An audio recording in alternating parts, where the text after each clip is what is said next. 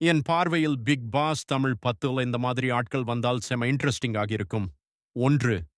ஒரு சாதாரண அரசு பள்ளி ஆசிரியர் பேசும் விதம், பொறுமை, தலைமைத்துவம் எல்லாம் பார்க்க சுவாரஸ்யமாக இருக்கும்.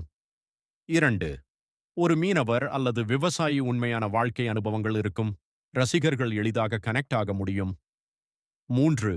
ஒரு YouTube creator content creation mindset, strategy, entertainment அதிகமாக இருக்கும். 4.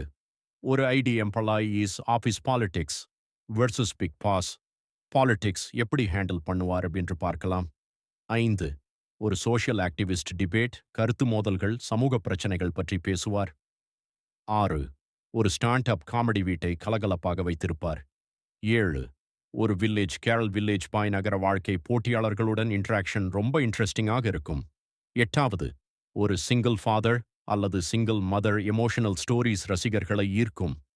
9. ஒரு ஃபிட்னஸ் ட்ரெய்னர் டாஸ்க்ஸில் ஃபயர் பெர்ஃபார்மன்ஸ் கொடுக்கலாம். 10. ஒரு காமன் மேன் கான்டெஸ்டன்ட் இந்த சீசனின் த காமன் மேன் கான்செப்டுக்கு ரசிகர்களும் நல்ல வரவேற்பு கொடுத்து வருகிறார்கள். சாதாரண மக்களை தேர்வு செய்தால் நிகழ்ச்சி இன்னும் இயல்பாக இருக்கும் என பலர் எதிர்பார்க்கிறார்கள்.